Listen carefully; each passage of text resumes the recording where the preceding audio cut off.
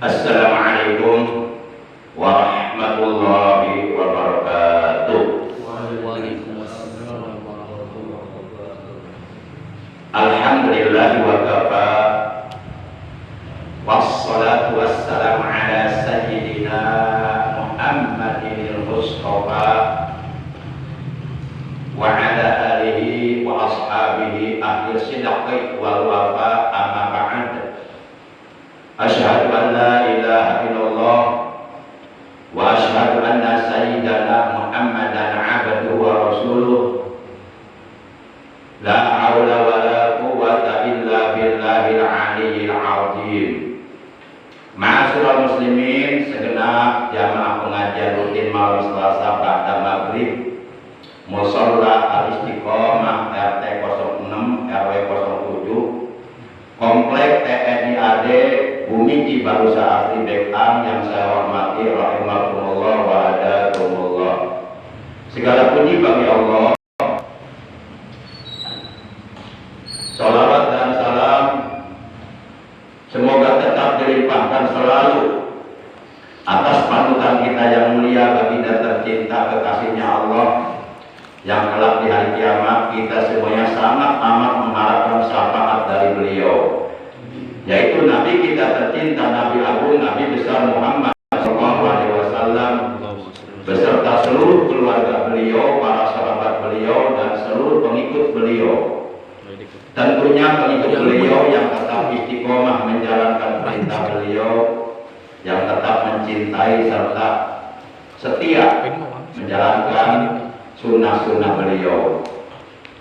Semoga di hari kiamat nanti kita semua yang hadir, juga keluarga kita dan saudara kita, terutama kedua orang tua kita, guru kita, mendapatkan syafaat ujma dari beliau. Amin ya Allah ya rabbal alamin. Amin ya Allah ya rabbal alamin. Ma'asyiral muslimin rahimakumullah wa hajakumullah. Sebagaimana biasa, kita awali pengajian rutin kita pada malam ini, memasuki malam tanggal 9 di bulan Safar tahun 1444 Hijriah, bertepatan dengan tanggal 5 di bulan September tahun 2022 Masehi.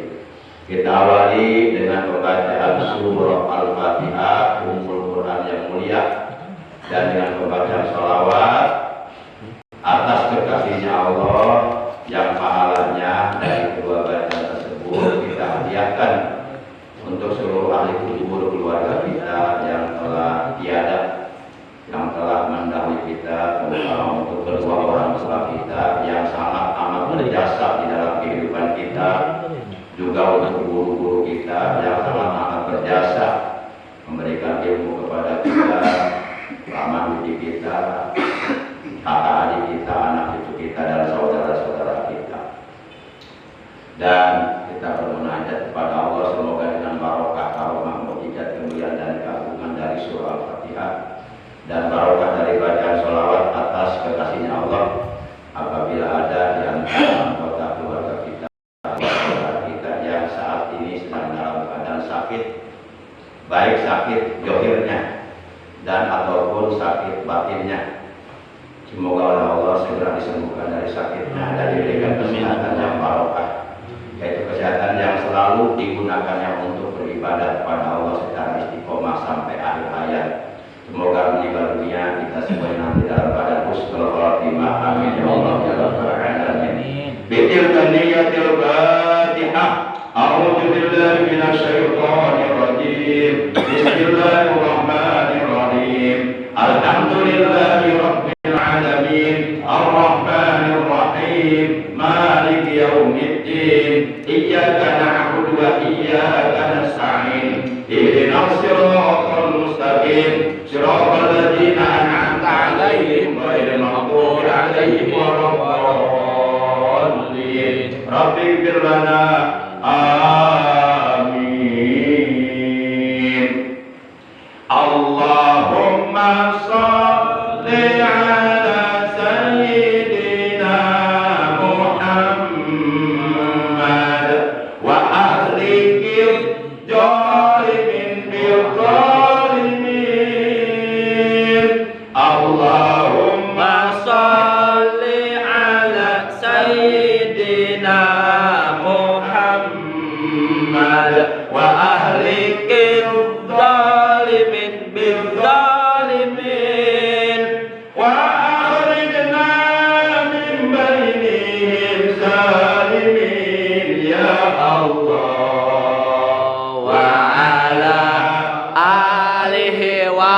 وصحبه أجمعين صلى الله ربنا على نور المبين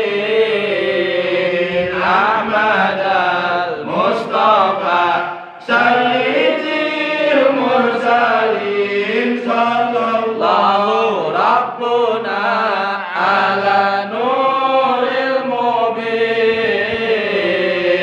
أحمد المصطفى سيد المرسلين وعلى آله وصحبه أجمعين وعلى آله وصحبه أجمعين اللهم صل على سيدنا محمد وآله الطيبين بالظالمين اللهم صل على سيدنا محمد وآله الظالمين بالظالمين وأخرجنا من بينهم سالمين يا الله وعلى آله وصحبه أجمعين Allahumma sholli wa sallim wa barik alaihi wa ala alihi wa sahbihi. Ma'asyiral muslimin rahimakumullah wa rahimakumullah. Tentu setiap kita sebagai umatnya Nabi Muhammad SAW yang menganut, mengamalkan ajaran Islam yang dibawa oleh beliau, tentu di hari kiamat nanti, manakala kita melintas atau meniti di atas sirat, yaitu jembatan gawat darurat yang ada di hari kiamat, di mana kita tahu bahwa jembatan tersebut melintang di atas kobaran api neraka yang menyala-nyala, dan jembatan itu menuju ke surga, sehingga tidak sedikit nanti umat manusia yang kedua telapak kakinya tergelincir atau terpleset, lalu kemudian mereka jatuh terpelanting dan masuk ke dalam kobaran api neraka yang menyala-nyala, dan tiada seorang pun yang mampu menolongnya. Tentu kita ingin selamat, dan setiap kita sebagai orang yang beriman wajib mengimani, mempercayai, dan wajib hati kita mentasdikkan, membenarkan akan adanya sirat di hari kiamat. Karena beriman kepada sirat adalah merupakan bagian dari tanda-tanda atau sifat-sifat orang beriman, sifat-sifat orang yang bertakwa, sebagaimana Allah tegaskan dalam Al-Quran surat 2 Al-Baqarah juz pertama ayat 2, alladzina yu'minuna bil ghaib. Orang-orang yang bertakwa sifatnya adalah alladzina, yaitu orang-orang yang yu'minuna, mereka beriman gaib, kepada perkara yang gaib. Ada sirat di hari kiamat itu termasuk bagian daripada perkara gaib. Artinya perkara yang wajib diyakini adanya, namun tidak bisa dilihat secara kasat mata, seperti adanya ruh. Kita yakin di dalam diri kita ada ruh, tapi kita nggak bisa melihat ruh itu seperti apa. Itu yang notabene ada di dalam diri kita, dekat dengan kita. Apalagi sirat adanya di hari kiamat, nggak bisa dideteksi secara panca indera. Kalau umpama menggunakan alat yang paling canggih sekalipun nggak bisa. Para jamaah yang dimuliakan oleh Allah Subhanahu wa Ta'ala, setiap orang-orang yang musyrik menyekutukan Allah, mempersekutukan Allah dengan sesuatu dari makhluknya, dan setiap orang-orang munafik itu sudah dapat dipastikan ketika mereka melintas meniti di atas sirat, pasti mereka akan tergelincir kakinya dan mereka jatuh ke dalam kobaran api neraka yang menyala-nyala, dan mereka terbakar selama-lamanya. La yamutu fiha wa la yahya. Di neraka mereka tidak hidup dan tidak pula mati. Liyadzukul ajab, supaya mereka dapat merasakan betapa alangkah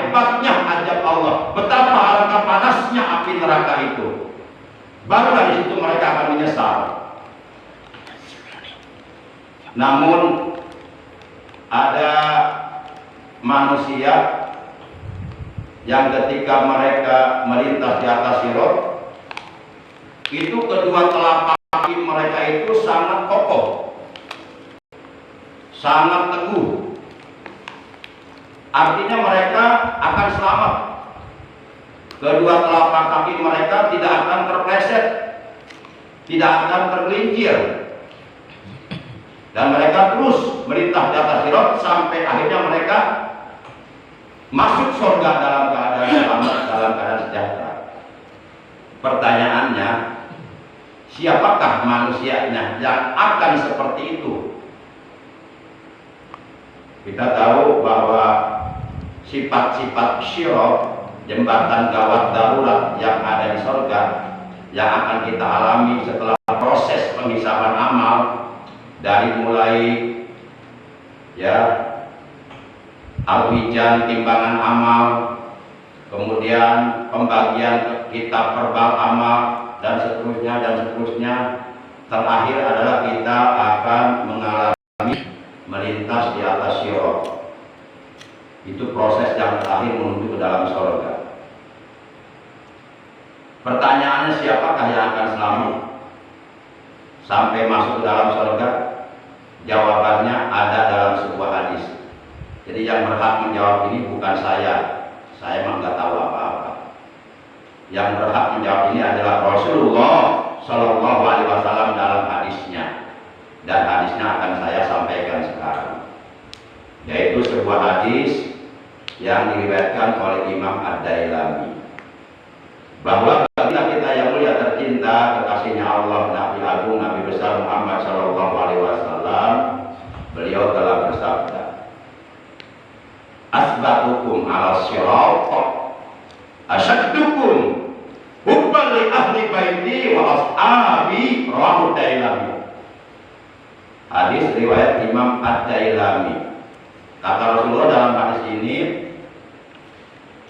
kalian yang kedua telapak kalian akan kokoh, teguh, jejak, tidak goyah, tidak terpleset, tidak tergelincir ala sirat. Ketika melintas di atas sirat, kata Nabi, asaddukum alayya asaddukum hubban li ahli baiti wa ashabi, yaitu kalian yang paling banget, yang paling sangat, yang paling amat kecintaan kalian kepada ahlul baitku, kepada keluargaku, kepada anak cucuku, kepada dzurriyyahku, kepada keturunanku, yaitu para habaib yang di dalam tubuh mereka mengalir darah daging Rasulullah Shallallahu Alaihi Wasallam. Dan kalian yang paling banget, yang paling sangat, amat sangat kecintaan kalian kepada para sahabatku, terutama sahabat al-Khulafaur Rasyidin yang 4, Abu Bakar Siddiq, Umar bin Khattab, Utsman bin Affan, Sayyidina Ali bin Abi Thalib karramallahu wajhahu radhiyallahu anhum ajma'in.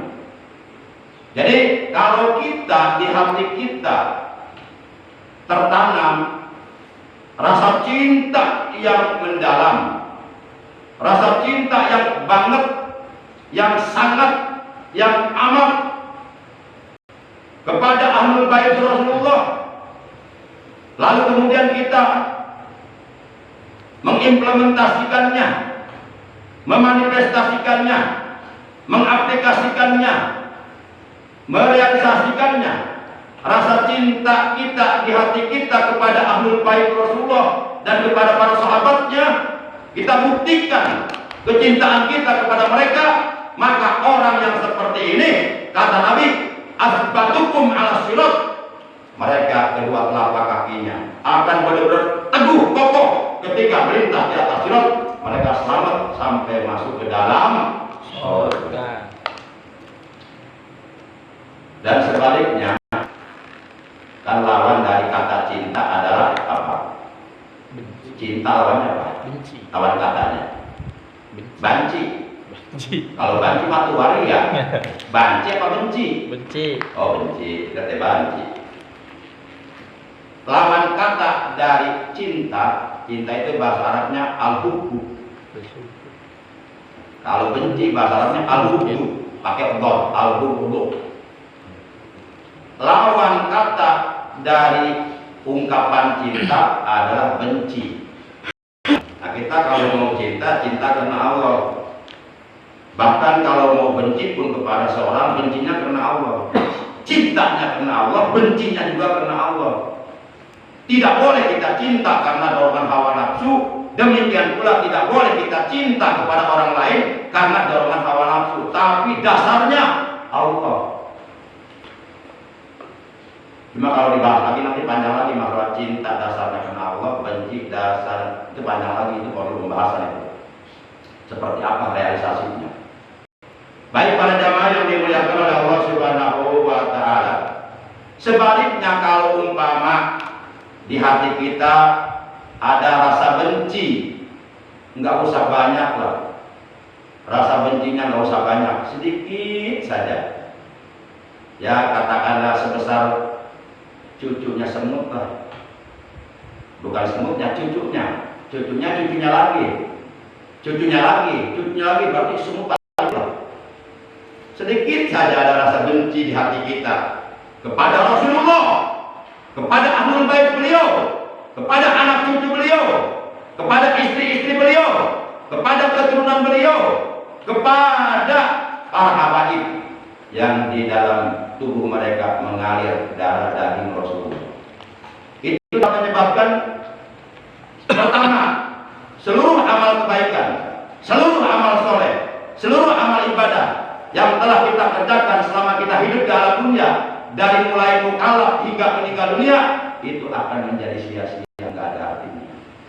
Sehebat apapun kita beribadah, walaupun sholatnya rajin, tahajud tiap malam nggak pernah lewat, sampai jidatnya hitam, tiap hari puasa sampai badannya kurus kering kerontang, bahkan setiap tahun berangkat ke tanah suci Makkah Al-Mukarramah untuk menunaikan ibadah haji, tapi kalau dia mati di hatinya membawa kebencian kepada ahlul bait Rasulullah, illa dakhalan nar, kata Rasulullah, melainkan ia pasti akan masuk neraka, sehingga amal kebaikannya menjadi sia-sia, nggak ada artinya, percuma ibadah rajin kalau di hati kita masih ada rasa benci kepada ahlul bait Rasulullah.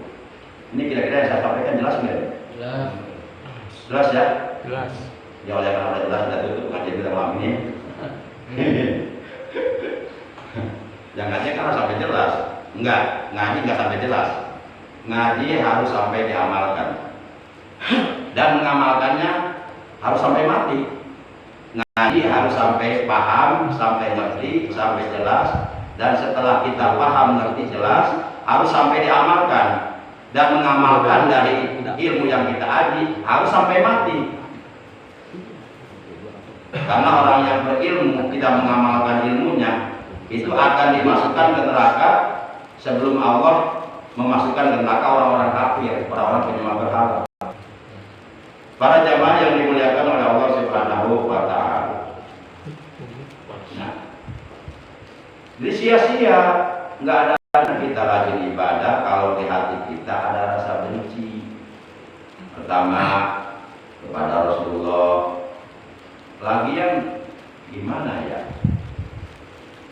Kata beriman kepada Rasulullah, tapi kok di hatinya ada kebencian kepada Rasulullah.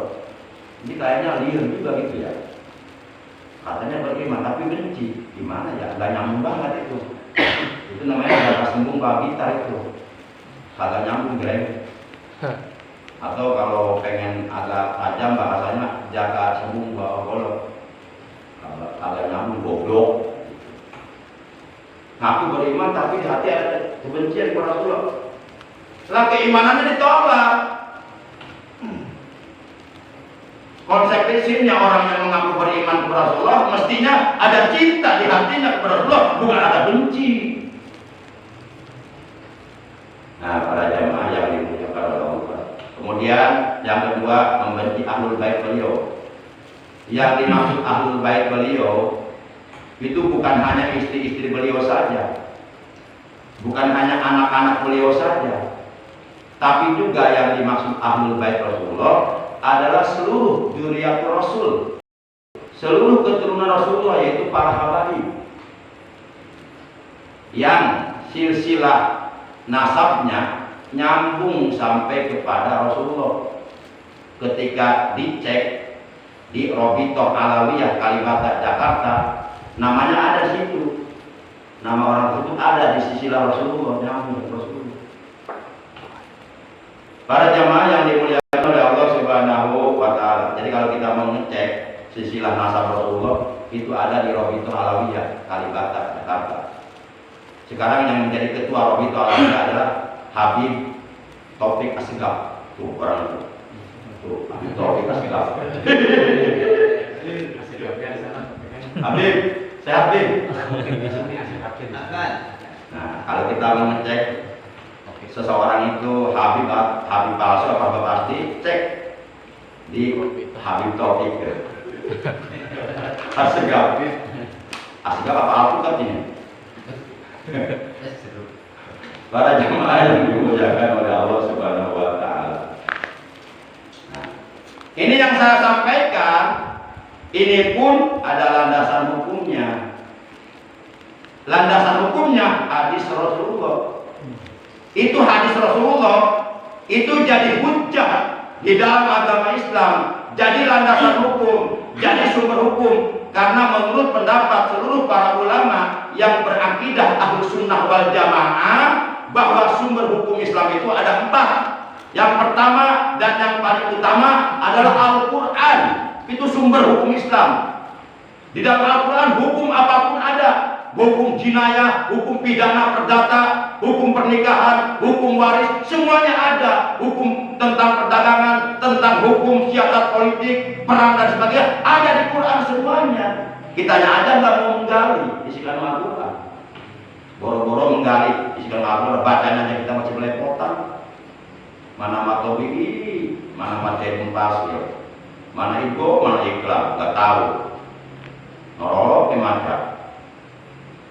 Para jamaah yang dimuliakan oleh Allah. Kemudian yang kedua yang menjadi sumber hukum Islam adalah Al-Hadis garis miring As-Sunnah. Menurut keterangan di dalam kitab Mustalahul Hadis, bahwa yang disebut Al-Hadis atau As-Sunnah adalah masanahu Rasulullah sallallahu alaihi wasallam qaulan aw fi'lan aw tahron atau ma'udiba lin Nabi sallallahu alaihi wasallam qaulan aw fi'lan aw tahron. Segala sesuatu perkara yang diidopatkan, yang disandarkan kepada Rasulullah sallallahu alaihi wasallam, baik berupa ucapan, berupa perbuatan dan ataupun berupa pengakuan Rasulullah atas perbuatan yang dilakukan oleh sahabatnya, dan Rasulullah hadir di situ dan beliau mendiamkannya, membiarkannya, tidak melarang, itu jadi hadis, itu jadi dalil hukum agama. Para jamaah yang dimuliakan oleh Allah Subhanahu wa Ta'ala. Yang ketiga, sumber hukum Islam itu apa? Ijma. Ijma itu ada 2. Ada ijma'nya para sahabat, ada ijma'nya para ulama. Kemudian ijma' para ulama juga terbagi 2. Ada ijma' para ulama salafus shalih al-mutaqaddimin, yaitu para ulama yang hidup di 3 generasi awal permulaan Islam, sekitar hidup dari tahun 1 Hijriah sampai 300 Hijriah, itu ulama salaf, yaitu masa al-Khulafaur Rasyidin dan masa tabi'in besar. Kemudian ada ulama khalaf, ada ijma' ulama khalaf. Ijma' ulama khalaf itu yaitu kesepakatan para ulama setelah 300 tahun Hijriah ke sini ke bawah. Itulah ulama khalaf. Karena kata Nabi, sebaik-baik kurun adalah kurunku. Kemudian sesudahnya cuma 3 kali udah. Dan 1 kurun itu menurut kebanyakan pendapat para ulama itu 100 tahun, 1 abad. Berarti kalau 3 generasi awal permulaan berarti 300 tahun. Berarti 3 abad. Nah, para ulama yang hidup di 3 abad tersebut itu ulama salaf namanya. Ulama yang lurus, seperti Imam Hanafi, Imam Maliki, Imam Syafi'i, Imam Hambali. Mereka ulama salaf.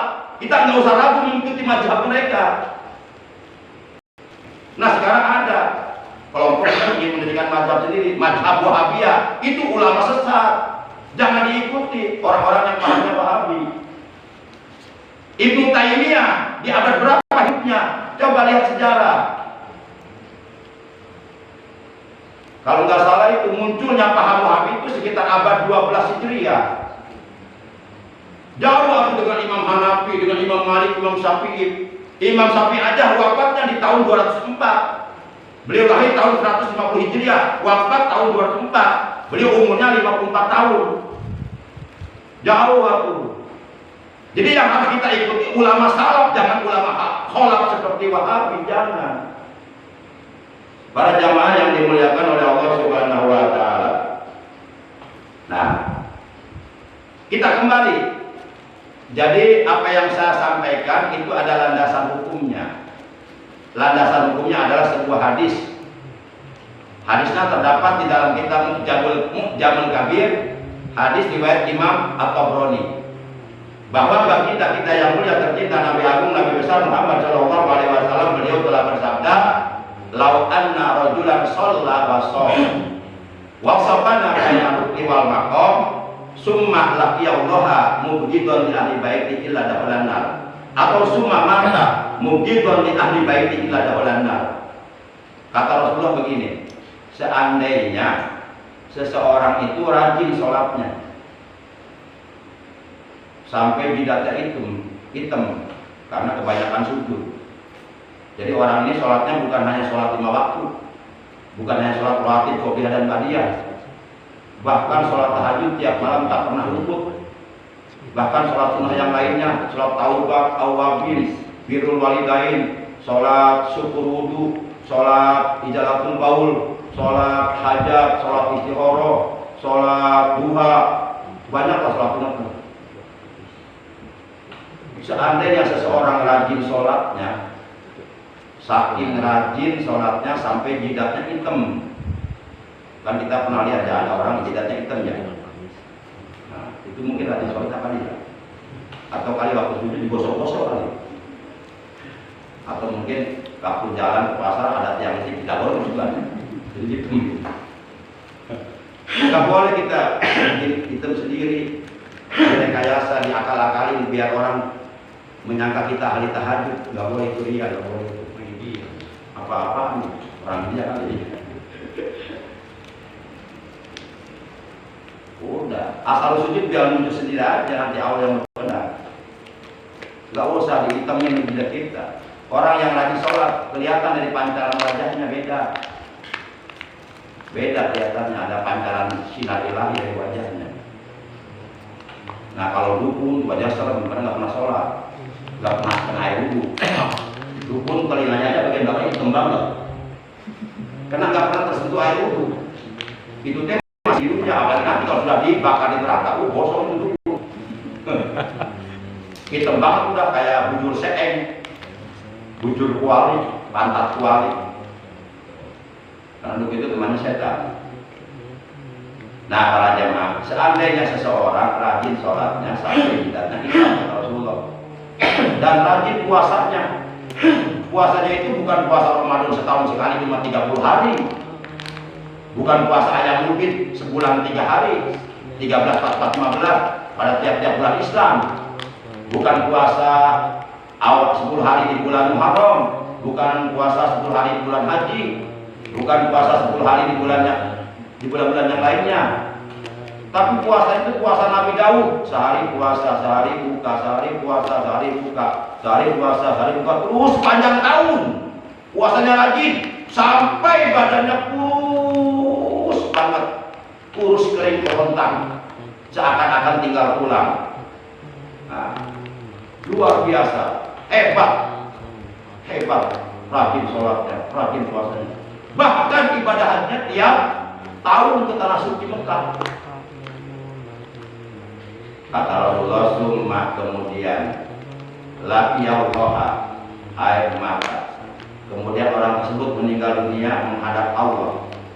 Mubghidhan dengan membawa kebencian di hatinya. Meninggal dunia dengan membawa kebencian di hatinya sedikit saja kepada Rasulullah, kepada ahlul bait Rasulullah. Illa kecuali kata Nabi, dakhalannar, pasti dia akan masuk neraka. Nauzubillah min. Awas, hati-hati.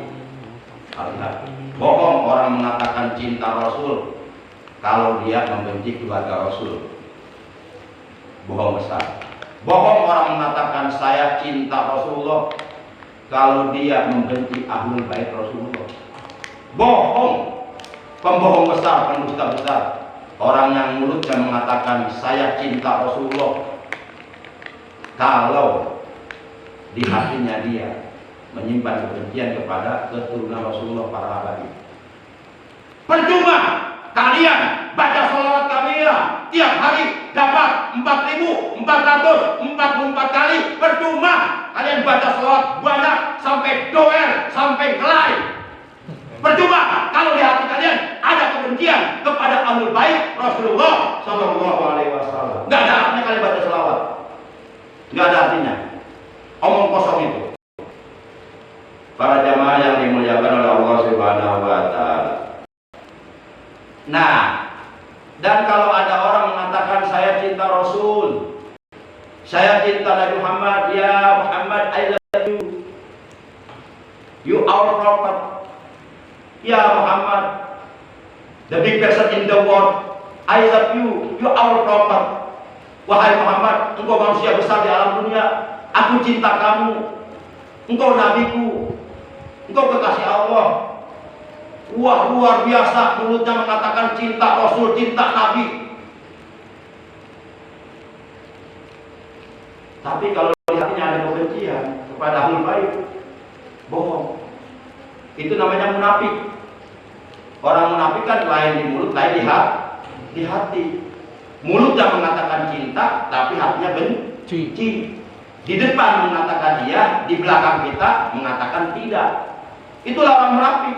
Orang munafik ketika berjumpa dengan orang-orang beriman, kalau mereka mengatakan, kami pun sama seperti kalian, kami beriman kepada Allah, beriman kepada Rasulullah. Itulah orang munafik ketika berjumpa dengan orang-orang beriman. Tapi ketika mereka kembali kepada teman-teman mereka, kepada sesama orang munafik, mereka katakan, kami tadi mengatakan kami beriman kepada Allah, itu hanya memperolok-olok orang beriman saja. Lihat Al-Quran surat Al-Baqarah di awal ayat, ada itu ayatnya. Nah, itulah orang munafik. Manusia bermuka dua, serigala berbulu domba. Dan eksistensi orang-orang munafik ini lebih berbahaya daripada orang-orang kafir asli, daripada orang-orang kafir harabi, daripada Yahudi dan Nasrani. Karena orang-orang munafik adalah orang-orang kafir yang memusuhi Islam dari dalam. Jadi musuh dalam selim. Makanya zaman Rasul ada masjid yang dibakar atas perintah Rasulullah. Ada di Quran tuh, namanya Masjidan Diroron, Masjid Diror. Rasulullah perintahkan kepada para sahabatnya agar masjid tersebut dibakar karena masjid tersebut isinya adalah orang-orang munafik semuanya untuk menghancurkan Islam dari dalam. Nah, dan orang munafik sebenarnya bukan orang beriman. Maka oleh karenanya orang munafik nanti di akhirat oleh Allah itu akan dikumpulkan, akan digabungkan, akan disatukan, akan dibakar mereka semuanya di dalam neraka jahanam. Dan ini pun bukan kata saya, kata Allah. Kalau nggak percaya buka Al-Quran. Surat berapa? Surat 4 ayat juz berapa? Juz 5 ayat berapa? Ayat 140. Surat 4 An-Nisa juz 5 ayat 140.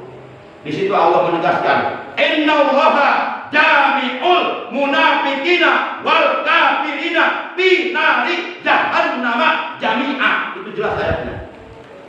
Innallaha satuhune utawi Allah ikut jami'ul munafiqina ngumpulaken Allah ing pira-pira wong munafik kabeh wal kafirina lan ing pira-pira wong kafir kabeh binari jahannam ikut tetap ing dalam neraka jahanam jami'ah tegese sakabeh. Jelas itu ayatnya. Sesungguhnya Allah Subhanahu wa taala akan mengumpulkan orang-orang munafik dan orang-orang kafir di dalam kobaran api neraka jahanam seluruhnya.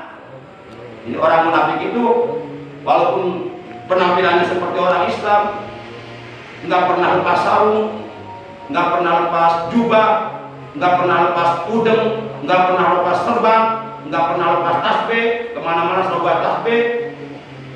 Tapi kalau dia munafik, lain di mulut, lain di hati, kelak di hari kiamat, kelak di akhirat, ia akan dikumpulkan oleh Allah bersama orang-orang kafir di dalam kobaran api neraka Jahannam. Itu kata Allah dalam Al-Quran surat 4 An-Nisa juz 5 ayat 140. Itu di ujung ayat. Kalau Bapak penasaran nanti pulang dari sini langsung buka Al-Quran surat 4 An-Nisa juz 5 ayat 140. Pasti ketemu ayat itu. Itu ada di ujung ayat. Innallaha jami'ul munafiqina wal kafirina fi nari jahannam jami'a. Sesungguhnya Allah akan mengumpulkan orang-orang munafik dan orang-orang kafir di dalam neraka jahanam seluruhnya. Kita berlindung kepada Allah dari sifat-sifat kemunafikan. Orang munafik sebagaimana sudah saya sampaikan pada pengajian rutin malam Selasa 2 minggu yang lalu, ya, orang munafik itu kalau di dalam dirinya ada 4 perkara. Kana munafikon kholison, arba'un man kunna fihi kana munafikon kholison. Kata Nabi ada 4 perkara. Barang siapa yang 4 perkara tersebut benar-benar berada di dalam dirinya, kana munafikon kholison, maka adalah dia benar-benar orang munafik yang tulen. Kata Mang Endang, orang munafik yang asli. Pertama apa? Ija hadasa kadzaba. Ija hadasa kadzaba. Kalau berbicara suka bohong. Nah, kalau ada para pemimpin suka berbicara bohong, itu orang munafik, nggak usah diikutin. Nggak boleh kita mengikuti orang munafik. Yang harus kita ikuti orang yang bertakwa, bukan orang munafik.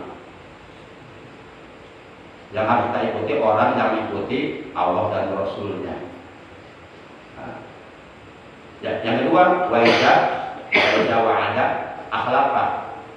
Kalau berjanji suka ingkar. Kalau umpama ada pemimpin sebelum jadi pemimpin ngobrol janji, kemudian setelah jadi pemimpin janjinya nggak dibuktikan, nggak direalisasikan, berarti itu pemimpin munafik. Nggak usah diikutin pemimpin munafik. Kalau kita ngikutin pemimpin munafik, berarti sama aja kita ngikutin dia ke neraka. Karena jelas kata Allah, sesungguhnya orang-orang munafik dan orang-orang kafir oleh Allah akan dikumpulkan di dalam neraka jahanam. Jelas ayatnya kok. Yang ketiga, apabila di dalam diri seorang itu ada apa? Ada sifat wajatu minahona. Apabila dipercaya khianat, mengkhianati amanah, mengkhianati kepercayaan, itu orang munafik. Dan yang keempat, wajah kosoma fajaro.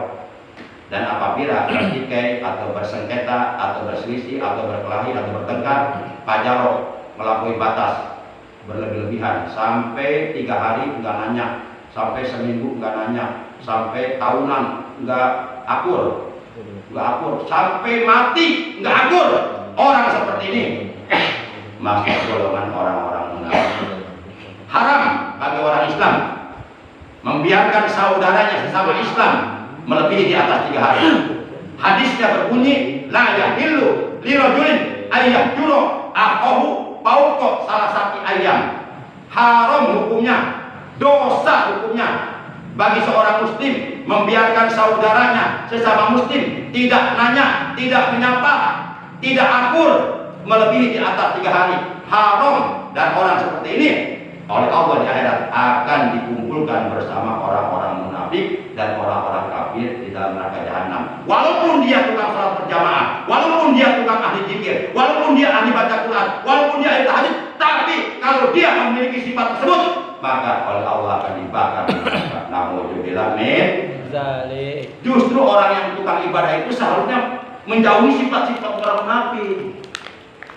Kalau orang munafik pantas wajar. Nah, kita kan bukan orang munafik. Kita kan ahli ibadah, ahli sholat, ahli zikir, ahli Quran, ahli tahajud. Kok kita memiliki sifat orang-orang munafik? Gitu. Demikian para jamaah yang dimuliakan oleh Allah. Sudah selesai? Sudah ya? Baik. Demikian talim kita malam ini. Kurang lebihnya saya mohon maaf. Terima kasih atas kehadirannya, juga atas perhatiannya.